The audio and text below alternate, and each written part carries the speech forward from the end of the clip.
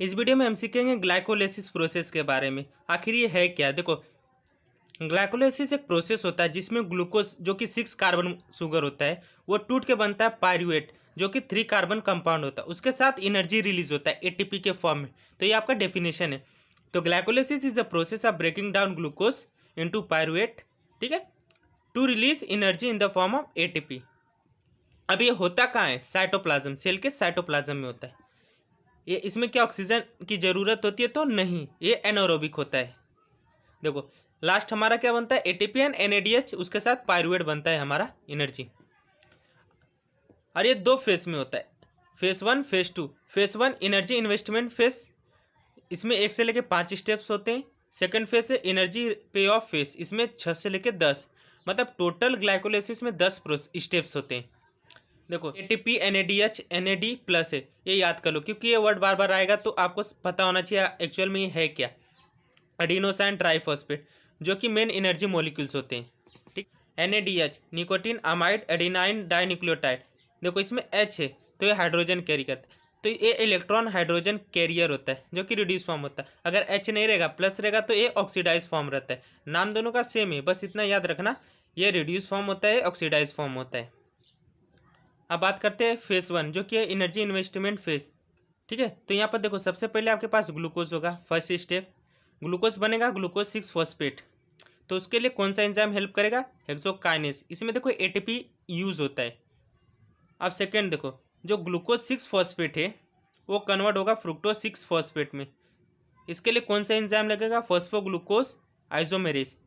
Actual में देखो ये ऐसा लिखा था, ग्लूकोज से पहले बनेगा ग्लूकोज 6 फॉस्फेट, फिर सेकंड स्टेप में होगा ग्लूकोज 6 फॉस्फेट बनेगा फ्रुक्टोज 6 फॉस्फेट। तो इसको 2 बार लिखने से कन्फ्यूज़न ना हो इसलिए मैंने क्या किया, एक ही बार लिख दिया है। तो आपको इस फॉर्म में लिखना पड़ेगा, ग्लूकोज से ग्लूकोज 6 फॉस्फेट। सेकंड स्टेप बनेगा, देखो ये फर्स्ट स्टेप हो गया, सेकंड ग्लूकोज 6 फॉस्फेट से फ्रुक्टोज 6 फॉस्फेट, ये आपका सेकंड स्टेप है। अब देखो, फ्रुक्टोज 6 फॉस्फेट बन गया। अब फ्रुक्टोज 6 फॉस्फेट से आपका बनेगा फ्रुक्टोज 1,6 बाईफॉस्फेट। तो इसके लिए एंजाइम लगेगा फॉस्फोफ्रुक्टोकाइनेस 1। इसके साथ आपको एटीपी यूज होगा।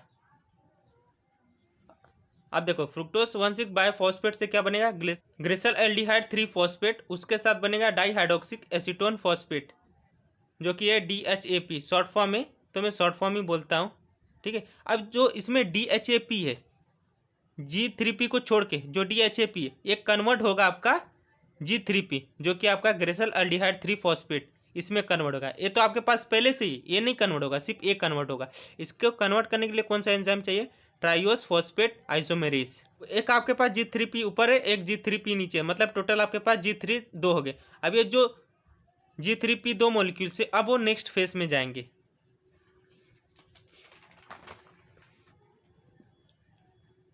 फेज 2 एनर्जी पे ऑफ फेज जो कि 6 से 10 स्टेप है। सेम इसमें भी मैंने क्या किया, ऐसे लिखा है, तो आप उस फॉर्म में लिख लेना जैसे मैंने बताया, ठीक है। तो यहाँ पर सबसे पहले आपके पास क्या है? G3P। अब ये कन्वर्ट किस में होगा? 1,3-BPG जो कि है 1,3 बायो फॉस्फोग्लिसरेट। तो इसमें इंजाइम कौन सा लगेगा? ग्लिसरल एल्डिहाइड 3 फॉस्फेट डिहाइड्रोजिनेस साथ NAD plus reduce to NADH होगा। अब देखो, 1,3-BPG जो कन्वर्ट होगा किसमें? 3PG, मतलब 3 फॉस्फोग्लिसरेट में। तो इसके लिए कौन सा एंजाइम चाहिए? Phosphoglycerate kinase. इसमें देखो एटीपी प्रोड्यूस होगा, सबस्ट्रेट लेवल फॉस्फोराइलेशन होगा। 3PG अब कन्वर्ट होगा 2PG में, तो इसके लिए कौन सा एंजाइम चाहिए? फॉस्फोग्लिसरेट म्यूटेस हुआ। टोटल 9 हो गए, ध्यान देना। अब देखो 10वां क्या है? अब देखो 2PG से कन्वर्ट होगा आपका फॉस्फोइनोल पायरुवेट। क्या होगा? Phosphoenol pyruvate, PEP। तो इसमें कौन सा एंजाइम लगे? इनोलेस। इसके साथ वाटर रिमूव होगा आपका। अब देखो, हमारा लास्ट प्रोडक्ट क्या था? पायरुवेट, ATP एंड NADH था। अब देखो, फॉस्फोइनोल पायरुवेट है तो उसको पायरुवेट बनाने के लिए कौन सा एंजाइम चाहिए? Pyruvate kinase. तो उसके साथ देखो ATP प्रोड्यूस हुआ, NADH।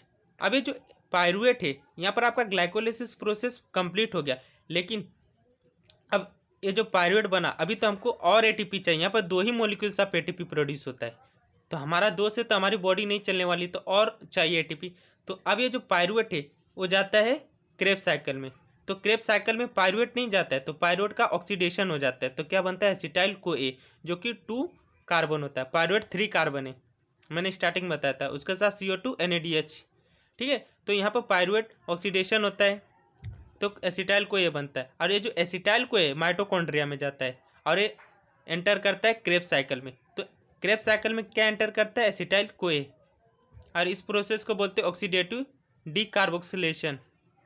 मैंने ये इसलिए बताया क्योंकि जब हम क्रेब्स साइकिल पढ़ेंगे तो एसिटाइल को ए कहाँ से आया आपको पता होना चाहिए। पायरूवेट से बना एसिटाइल को ए जब वो माइटोकॉन्ड्रिया में जा रहा था, ठीक है।